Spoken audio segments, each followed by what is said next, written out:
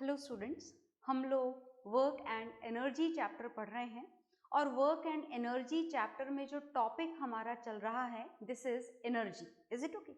अब एनर्जी में जो एनर्जी पर्टिकुलर फॉर्म वाली एनर्जी जो आपको पढ़नी है फिलहाल फुल डिटेल में, वो हमारी चल रही है मैकेनिकल एनर्जी। तो मैकेनिकल एनर्जी जो होती है, जैसा आपने देखा है, अलग अलग ऑब्जेक्ट होते हैं, अलग अलग सोर्सेज होते हैं and different sources are having different types of energy in them. अलग अलग सोर्स में, अलग अलग मटेरियल में अलग अलग टाइप की एनर्जी प्रेजेंट होती है। और जब बात मैकेनिकल एनर्जी की करी जाए व्हेनेवर किसी भी ऑब्जेक्ट में, तो mechanical energy is always equals to the sum of potential energy and kinetic energy. Mechanical energy किसके सम के बराबर होती है? Potential energy and kinetic energy के सम के बराबर होती है। आ गई बात समझ में? तो this is known as mechanical energy. इस एनर्जी को क्या बोला जाता है? मैकेनिकल एनर्जी बोला जाता है। और जब बात पोटेंशियल एनर्जी की हमने करी थी, लास्ट क्लास में हम इसका डिस्कशन कर चुके हैं, एक बार और थोड़ा सा रिवाइज कर लेते हैं। Whenever we want to know about this potential energy, तो ये जो पोटेंशियल एनर्जी होती है this can be of two types. First आपने देखा कि जो एनर्जी पोटेंशियल एनर्जी होती है this is gravitational potential energy. और जब डिस्कशन ग्रेविटेशनल पोटेंशियल एनर्जी का किया जाए then gravitational potential energy is equal to m into g into h. That means to have this gravitational potential energy an object should have mass in it. देखिए बात ऐसी है कि जब किसी ऑब्जेक्ट की जाए तो ऑब्जेक्ट के अंदर मास तो डेफिनेटली होता है। किसी ऑब्जेक्ट का मास कम हो सकता है, ज्यादा हो सकता है, पर मास उसमें होगा डेफिनेटली। Is it okay? ठीक है। Acceleration due to gravity that is also present. If a body is present on the surface of earth then acceleration due to gravity is almost equal to 9.8 meters per second square. Is it okay? And this is third, this is height from the surface of earth. कोई सा भी object जमीन से कितना ऊंचा present है उसे क्या बोला जाता है? हाइट बोला जाता है। तो मतलब किसी भी बॉडी के अंदर ग्रेविटेशनल पोटेंशियल एनर्जी के लिए जो सबसे इंपॉर्टेंट फैक्टर है वो है height. If any object is present at some height from the surface of earth then definitely it would have this gravitational potential energy in it. कोई सी भी बॉडी जमीन से ऊंचाई पर अगर आप रख दें या आप उसकी हाइट को थोड़ा और बढ़ा दें, जैसे बुक एक पर्टिकुलर हाइट पर प्रेजेंट थी, आपने उसे उठाकर और ऊपर रख दिया, that means by doing this you are increasing its gravitational potential energy. आप उसकी कौन सी एनर्जी बढ़ा रहे होते हैं? Gravitational potential energy. So I think this is clear to all of you. And the second type of potential energy which has to be read in this particular chapter is elastic potential energy.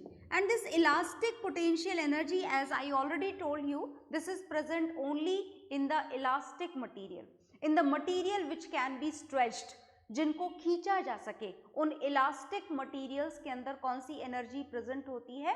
Elastic potential energy. आ गई बात समझ में? हो गया clear? Is it okay? तो खैर potential energy का discussion हम पहले ही कर चुके हैं। The thing which has to be done today, जो हमको आज की क्लास में करना है, दिस इज काइनेटिक एनर्जी। कौन सी एनर्जी पढ़नी है आपको? आपको आज की क्लास में पढ़नी है मैकेनिकल एनर्जी का part 2 and this is kinetic energy. Kinetic energy हमें आज की क्लास में पढ़नी है। तो चलिए काइनेटिक एनर्जी को हम एक बार और जानते हैं। थोड़ा सा हम जान चुके हैं, थोड़ा और आज की क्लास में हम इसको जानेंगे।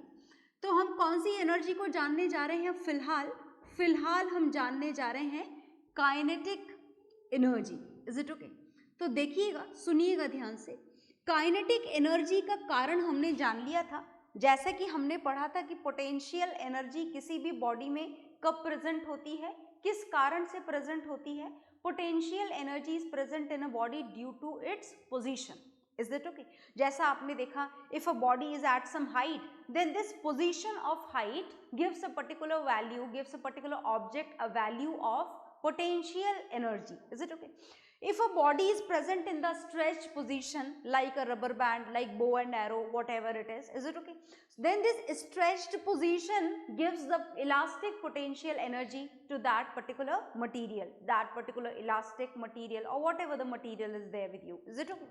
Now the thing is that on which factor this kinetic energy depends. So when we have to know about this kinetic energy, then kinetic energy is present in a body due to its motion. Kinetic energy body में सिर्फ और सिर्फ किस कारण से present होती है?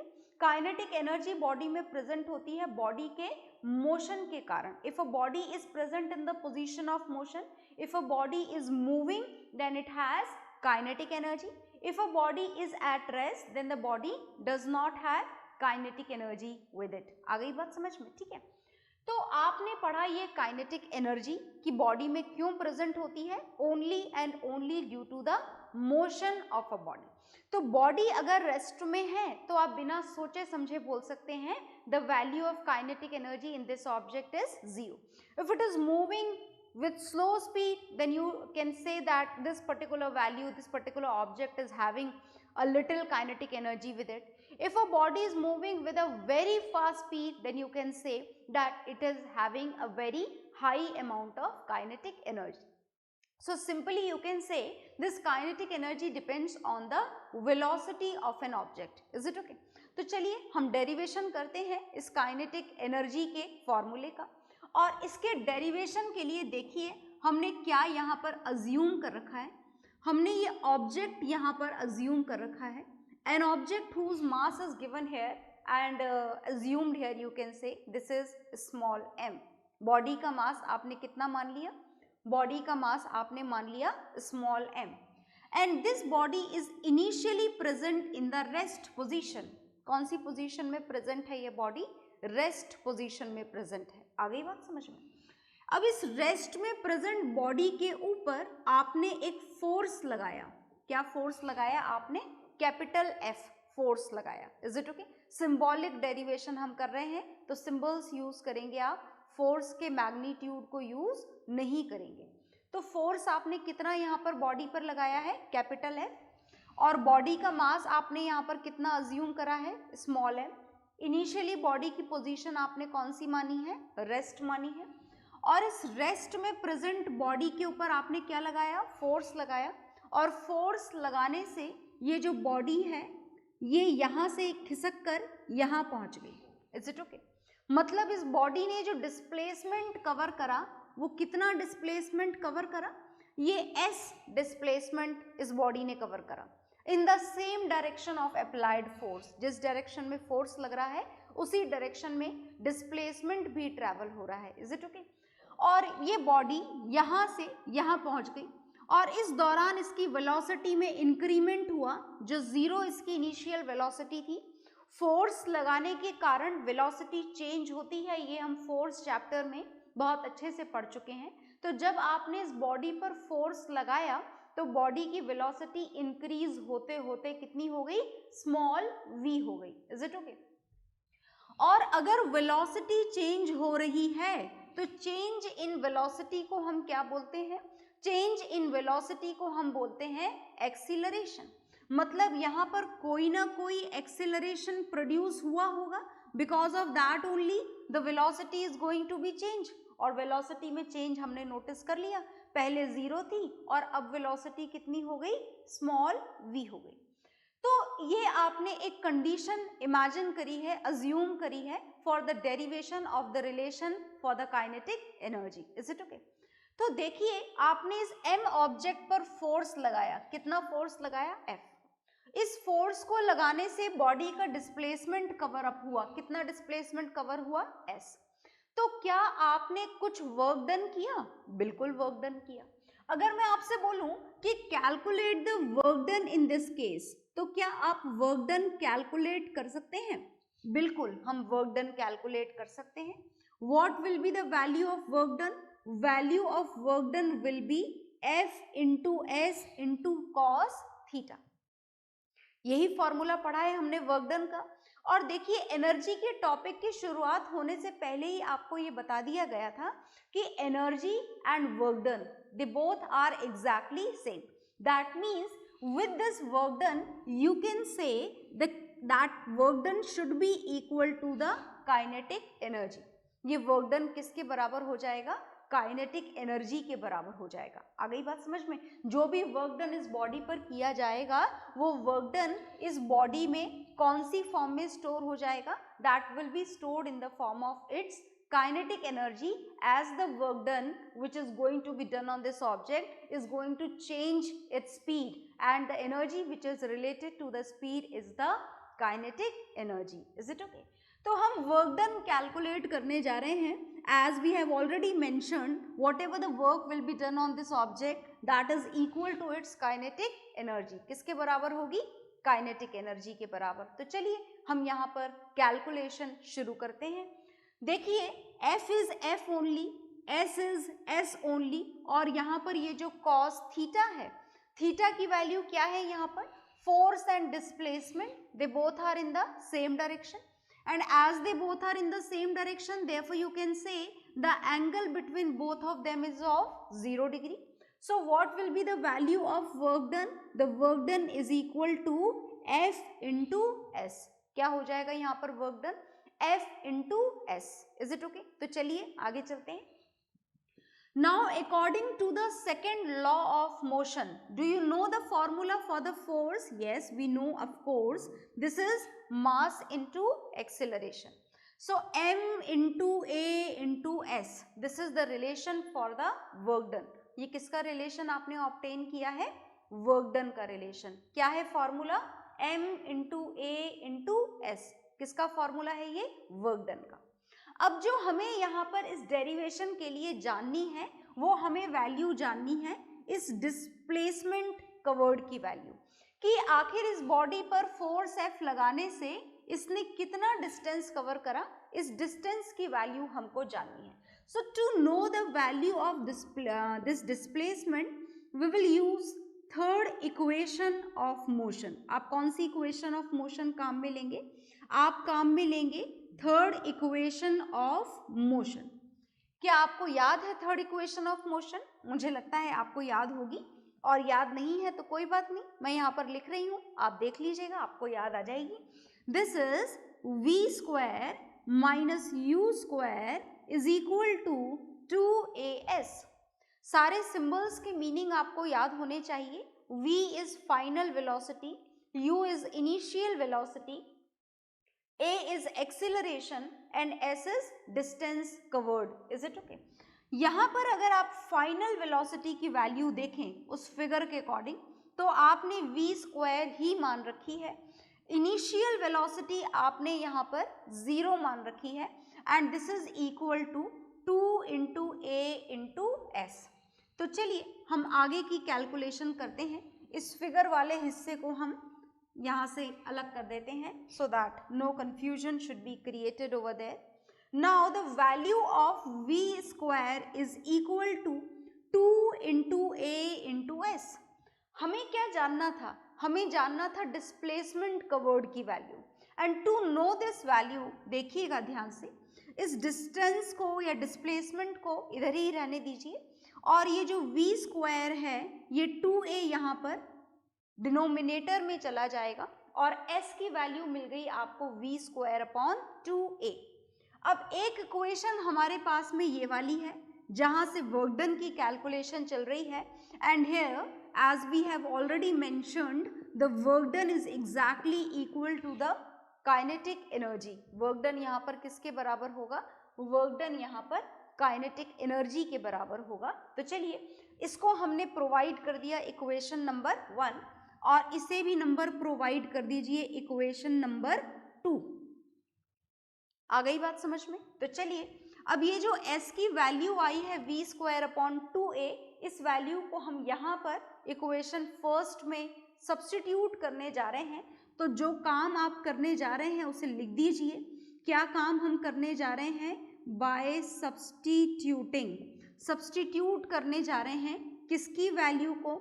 Bye substituting the value of S in equation first.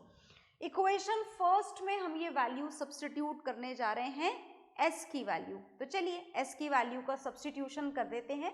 देखिएगा ध्यान से, s की वैल्यू का सब्स्टिट्यूशन हम काइनेटिक एनर्जी के लिए करने जा रहे हैं, which is equal to the work done. ये बात बार बार मैं याद दिला रही हूँ कि वर्क डन के फॉर्मूले से एनर्जी और एनर्जी के फॉर्मूले से वर्क डन रिप्लेस किया जा सकता है। Is it okay? तो हमने यहाँ पर जो वर्क डन किया ये इस बॉडी में कौन सी एनर्जी की फॉर्म में स्टोर हो जाएगा? काइनेटिक एनर्जी की फॉर्म में। Is it okay? So look here, this is the value of s which is v square upon 2a and this is the value of work done m into a into s। तो यहाँ पर हमें ये value substitute करनी है। Work done की value थी m into a into s और s की अब हमें यहाँ पर एक नई वैल्यू मिल चुकी है, this is v square upon 2a। तो ये यहाँ पर हम लिख देते हैं v स्क्वायर अपॉन 2a। यहाँ पर ये a से a कैंसिल हो जाएगा और जो आपके पास में काइनेटिक एनर्जी का फॉर्मूला है that is equal to the work done on this object by applying the force F on it, that is equal to the kinetic energy. According to this formula ये 2 number यहाँ पर denominator में है जिसे आप half की form में बाहर लिख सकते हैं। तो half m v square, this is the formula of kinetic energy that is equal to half m v square. Is it okay? तो ये आपको मिल गया यहाँ पर काइनेटिक एनर्जी का फॉर्मूला। मतलब आपने इस बॉडी पर जो वर्क डन किया, that work done will be stored in the form of kinetic energy of this body. Is it okay? So the complete derivation of kinetic energy is here in front of you. Note it down in your registers.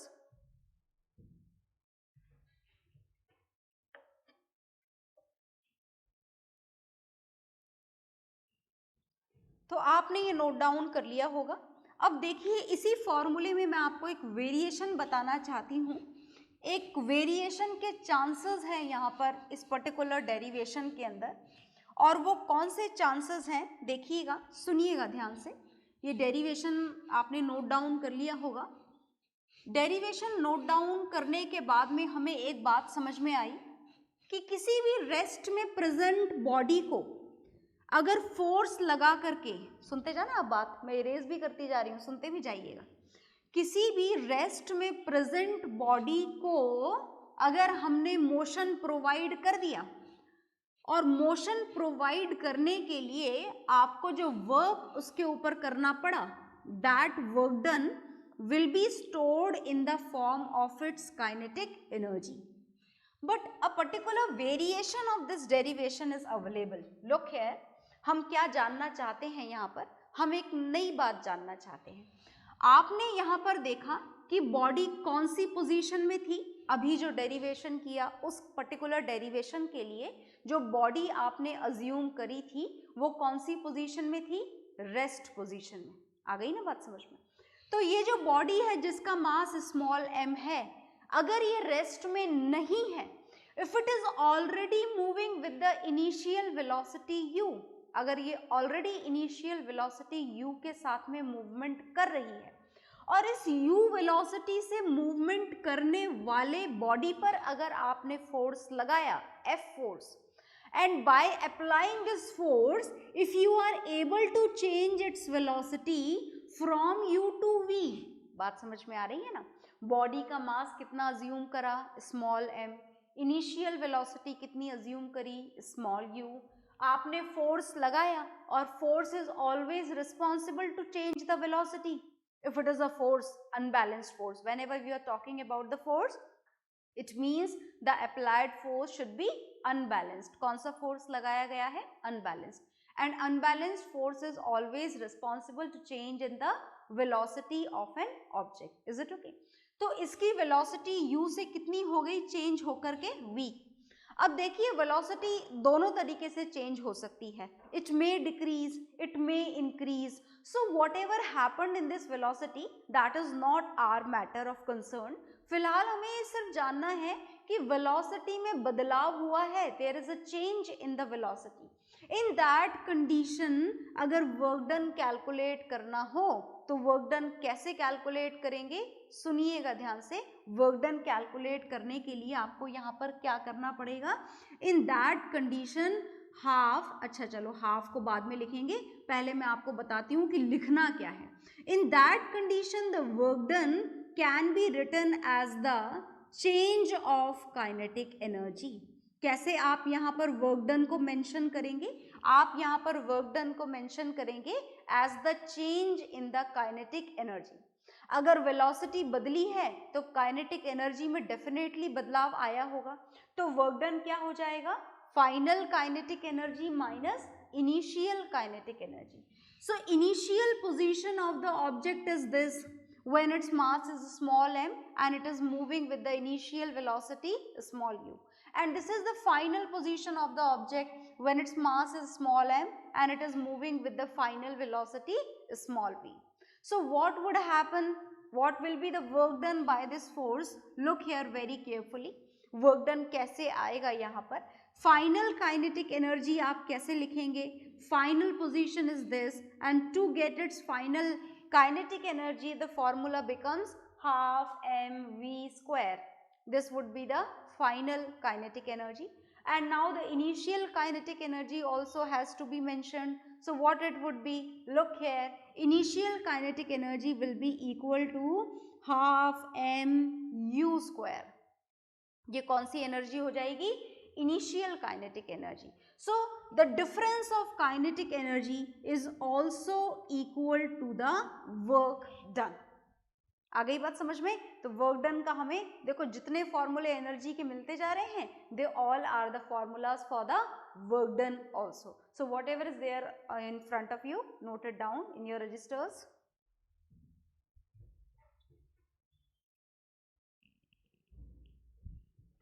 हाँ जी, तो I hope आपने note down कर लिया होगा।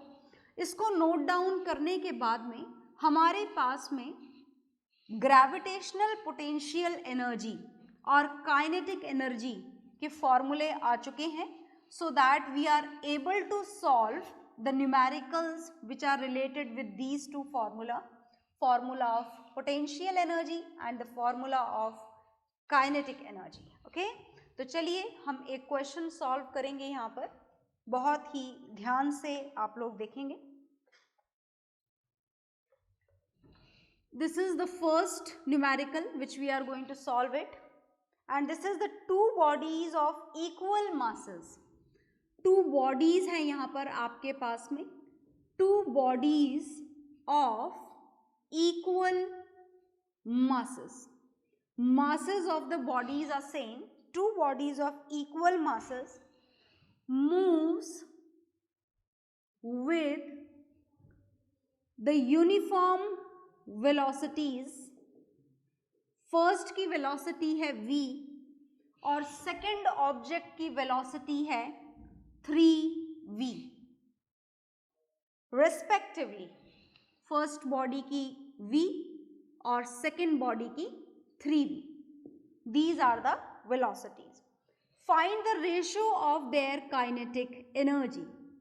Find the ratio of their kinetic energy. ये ratio हमें यहाँ पर फाइंड आउट करना है।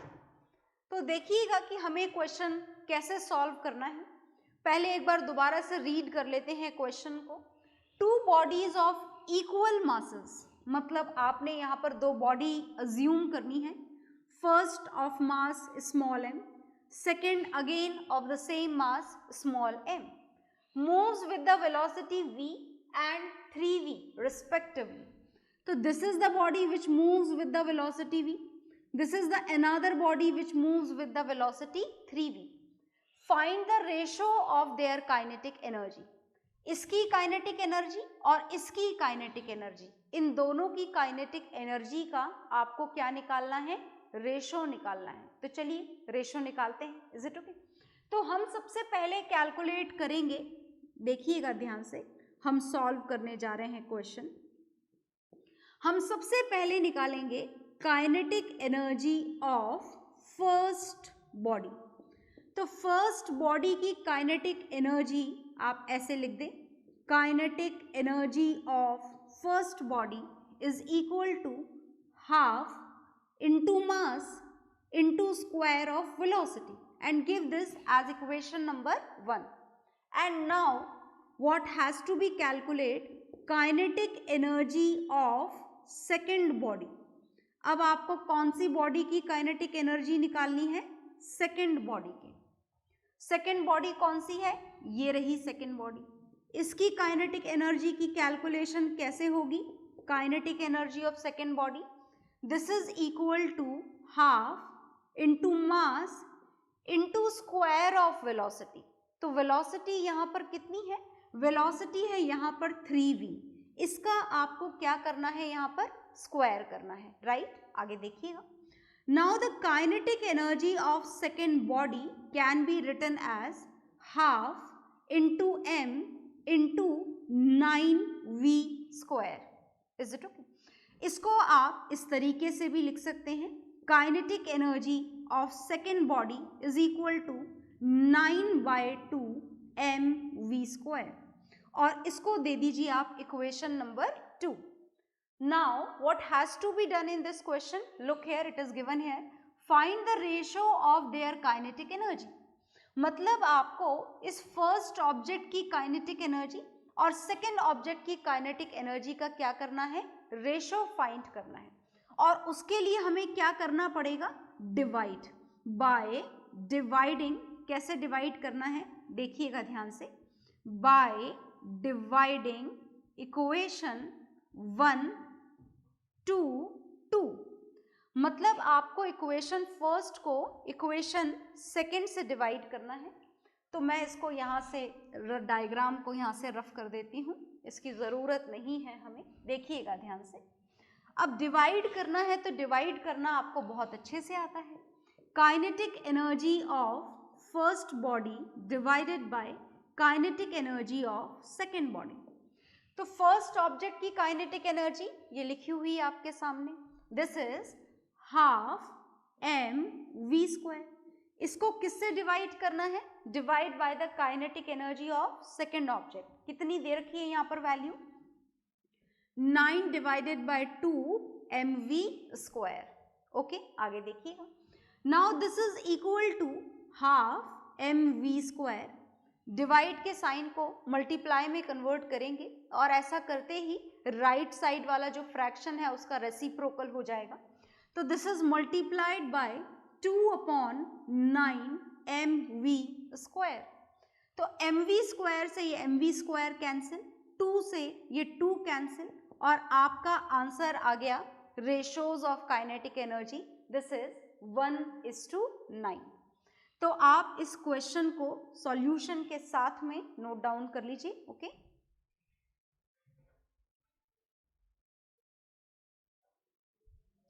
हाँ जी, तो आपने इसे नोट डाउन कर लिया होगा, और इसी के साथ में हमारी जो आज की क्लास है इसे हम खत्म करते हैं, और नेक्स्ट क्लास में हम पोटेंशियल एनर्जी और काइनेटिक एनर्जी के थोड़े और न्यूमेरिकल्स करेंगे। Okay, bye everyone.